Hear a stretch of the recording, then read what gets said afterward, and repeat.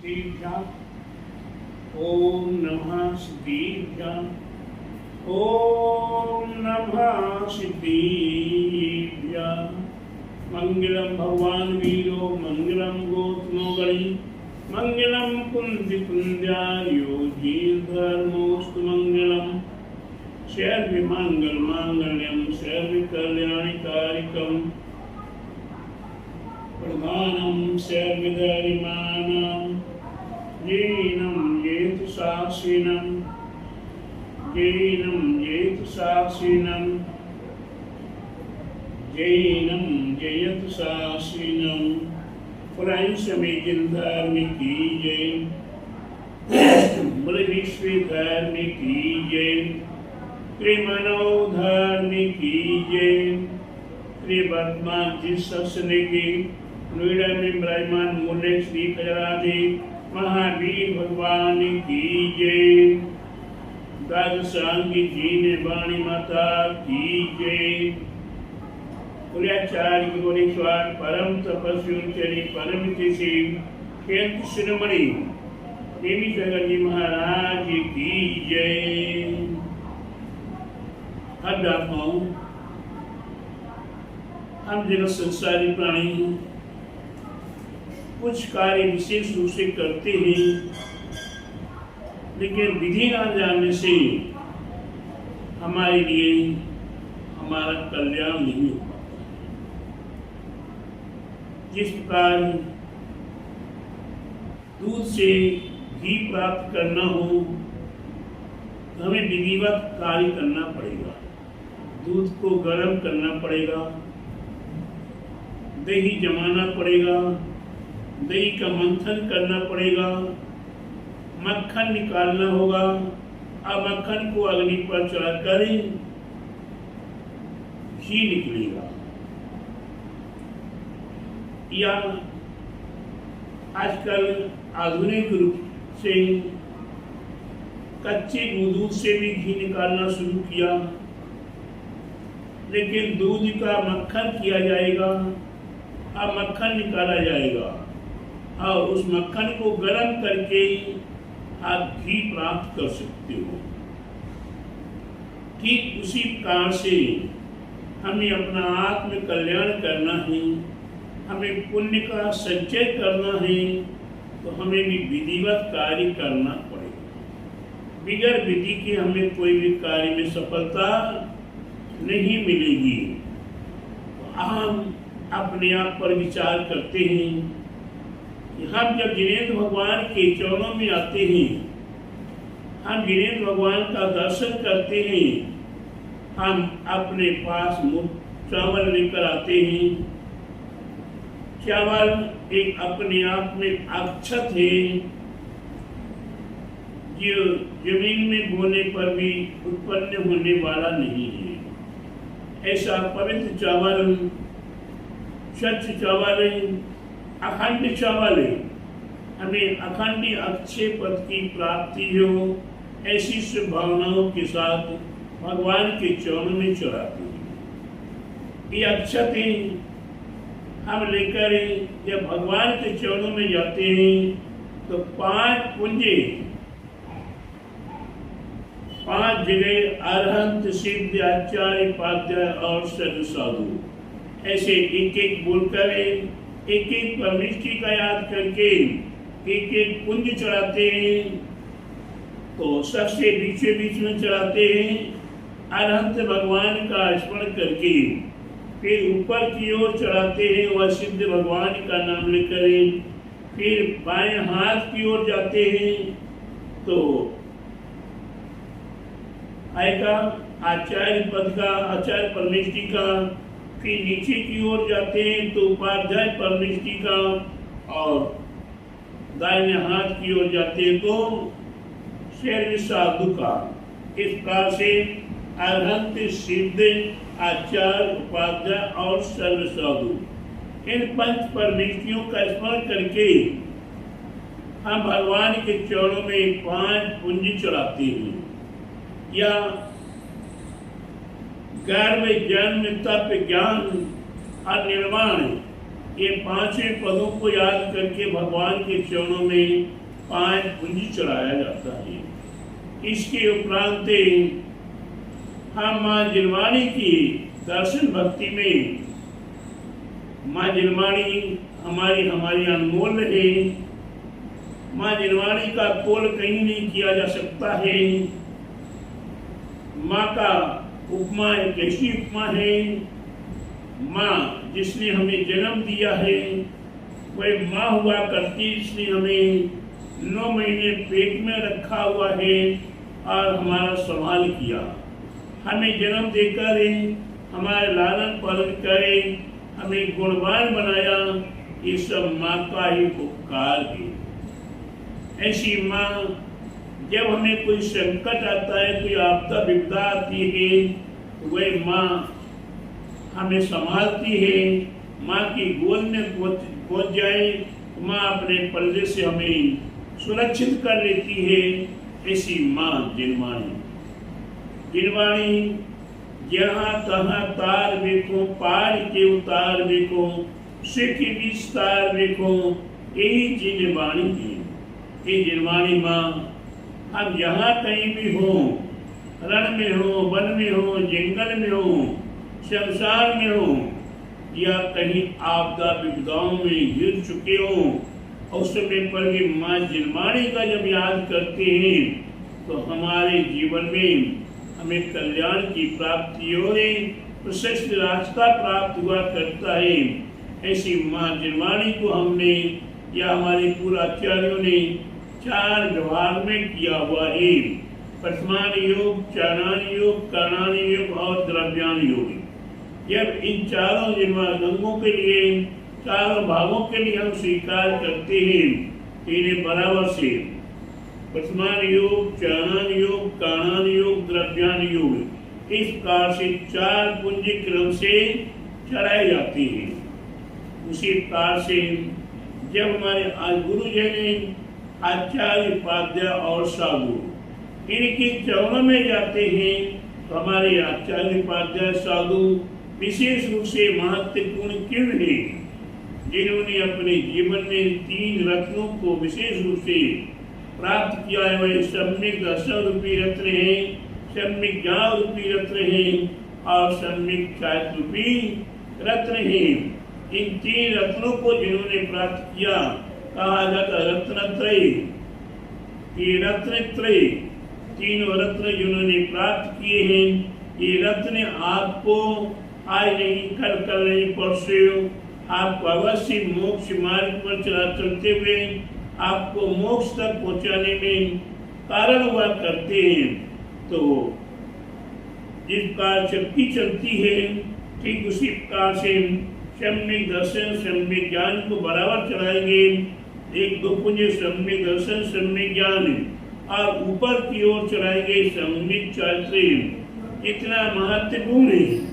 सम्यक दर्शन है, सम्यक ज्ञान है, उससे और भी कई गुना महत्वपूर्ण आचरण है। बिगड़ आचरण के हमें मोक्ष नहीं मिलेगा। हम भगवान के चरणों को आचरण है। ये भगवान आपके चरण मेरे हृदय में आ जाए और मेरा हृदय, मेरा मस्तक आपके चरणों में चढ़ जाए, तब जाकर वह आचरण हुआ करता है। ऐसे आचरण जिन्होंने हमारे महापुरुषों ने, भगवान तीर्थंकर आदि ने अपने जीवन में ये रत्नत्रय आदों को पालन करे, निर्वाण को प्राप्त किया है।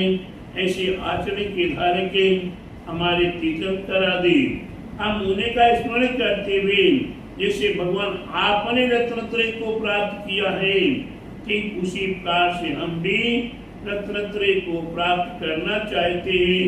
ये रत्नत्रय के लिए हमें अपने आप में सम्यक दर्शन, सम्यक ज्ञान और सम्यक चारित्र प्राप्तिभ्यो नमः।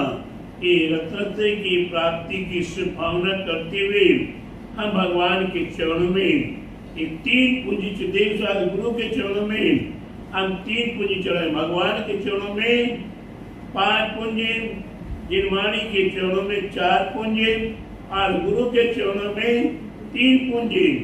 हम ऐसे वैसे चढ़ा देते हैं, डाल देते हैं, फेंक देते हैं, उससे हमारा कल्याण नहीं होगा। आपने चढ़ाया तो है, लेकिन विधिवत नहीं चढ़ाया। अगर आपने जमीन में बीज बोना था, कौन सी भूमि में बोना है? आपने जहाँ पाषाण पड़े हुए हैं, पाषाण शिला है, उस पर आपने बीज डाल दिया, उस पर खाद डाल दिया, उस पर पानी डाल दिया, तो क्या फसल आएगी? नहीं आएगी। तो आप देख के, सोच के, समझ के हमें कहाँ बीज डालना है? योग्य भूमि में डालना है। एक भूमि में बीज डाल के फिर हम पानी डालें, फिर बाद में खाद डालें, फिर पानी डालें, तो हमारी फसल, हमारा बीज डाला हुआ सार्थक हो जाएगा। अन्यथा ये पाषाण शिलाओं पर बीज डाला है, वे बीज भी पक्षी खा के समाप्त कर देंगे। आपको बीज का बीज फल भी नहीं मिल पाएगा। इसलिए हमें यथायोग्य समय को देखते हुए, हमें यथायोग्य क्रियाओं को देखते हुए हमें विधिवत कार्य करना है। प्रत्येक कार्य में आप विधि करते हैं। अगर आपको स्नान करना तो एक बार पहले पानी डालना होता है, फिर साबुन आदि लगाना होता है, फिर इसके उपरांत फिर एक बार, दो बार, तीन बार पानी डालना पड़ता है मल मल के, और उसके उपरांत ताबीर लेके पहुंचना पड़ता है। तब जाके आपके शरीर की सुंदरता और पवित्रता तैयार होती है।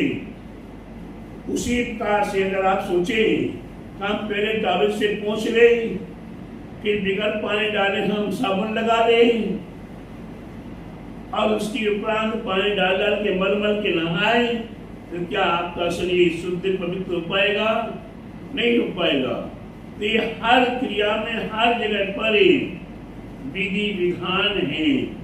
तो आप बिगर विधि के कहीं भी कोई भी कार्य सफल नहीं कर सकते। भोजन बनाना हो तो भी विधि की आवश्यकता हुआ करती है। आप विधिवत सारे कार्य करेंगे तभी आपको सफलता मिलेगी। तो यहाँ आपके लिए अपने जीवन को सार्थक करने के लिए हमें भक्ति भावना करते हुए भी विधि की आवश्यकता है।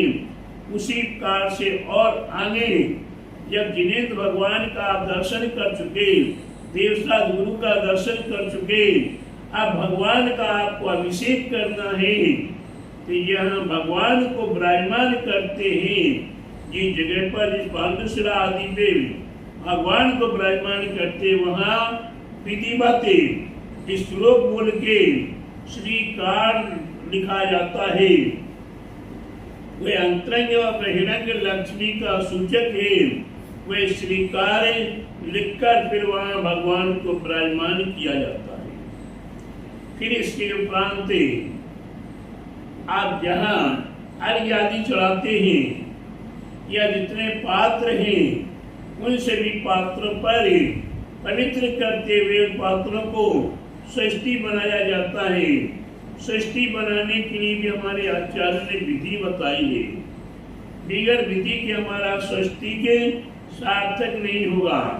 पहले नीचे से ऊपर की ओर लेन लेकर जाते हैं, फिर बाएं से दाएं ओर लेन लेकर जाते हैं, फिर ऊपर की लेन में, फिर बगल की, फिर नीचे की, फिर ऊपर की। ये आपका षष्ठी बन गया नहीं। फिर यहाँ आपको बिंदी रखने, जहाँ नीचे लेन बनी हुई है उसके बीच में जो बिंदी ऊपर न जाने पाए, तो यहाँ पहले अपने को लिखना पड़ता है देवगति, फिर नीचे नरगति, फिर त्रियंच गति, फिर मनुष्य गति, फिर ऊपर सम्यक दर्शन, सम्यक ज्ञान, सम्यक चातुर्य, फिर चंद्राकार बनाया, फिर उसकी पहले एक बिंदी रखकर सिद्ध भगवान विराजमान किए, तब जाकर आपका षष्ठी के पूरा हुआ करता है। इसके बाद जहाँ आप द्रव्य चढ़ा रहे हैं, आज द्रव्य से पूजा करते हैं, तो ये षष्ठी शिवकार बना के षष्ठी के नीचे 3 लिखा जाता है रत्नत्रय का, फिर बाएं हाथ की ओर 24 लिखा जाता है, इसमें 24 तीर्थंकर का याद करते हैं।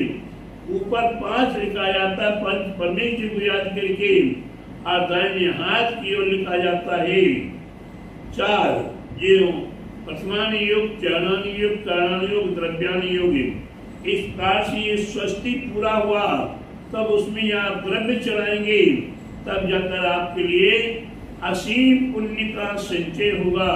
और यहाँ आप तीर्थंकर आदि को, अनंत पंच परमेश्वरी को जब आवाहन करते हैं, तो वह 3-3 लोग चढ़ा करें, 3 बार आवाहन में, स्थापन में और संधिकरण में 3-3 लोग चढ़ाते। जहाँ लोग चढ़ाते हैं वहाँ 2 प्रकार का उल्लेख है।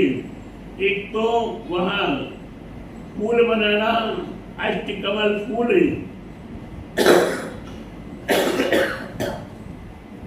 अष्टकमल फूल, जिस अष्टकमल फूल के ऊपर हम वो 9 लोगों से स्थापना करेंगे, अन्यथा वहाँ ओम बनाया जाता है। इस प्रकार से हम जब बीजाक्षर मंत्रों को लिख लेते हैं, अब बीजाक्षर मंत्रों को लिखने के बाद उसकी विधिवत पूजा अर्चना करते हैं, तभी जाकर हमारे जीवन में हमें असीम पुण्य का संचय, कम मेहनत करने से अधिक फल की प्राप्ति हुआ करती है। प्रत्येक भव्य आत्माएं कम मेहनत करें, अपार फल चाहते हैं। धंधे व्यापार में भी कम मेहनत करें और जल्दी जल्दी करोड़पति और पति बन जाए, ऐसी भावना करते हैं। तो आप धर्म कार्य में भी इसी प्रकार की पवित्र भावना करते हुए हम जो क्रिया कर रहे हैं, वह क्रिया हमारी पवित्र हो, स्वच्छ हो और विधिवत हो, तब जाके हमें अनंत अनंत गुना फल प्राप्त होगा। ऐसे फल को प्राप्त करने के लिए हम निरंतर कटिबद्ध हों और अपने विधि विधान को जानकर अपने जीवन को सार्थक करें।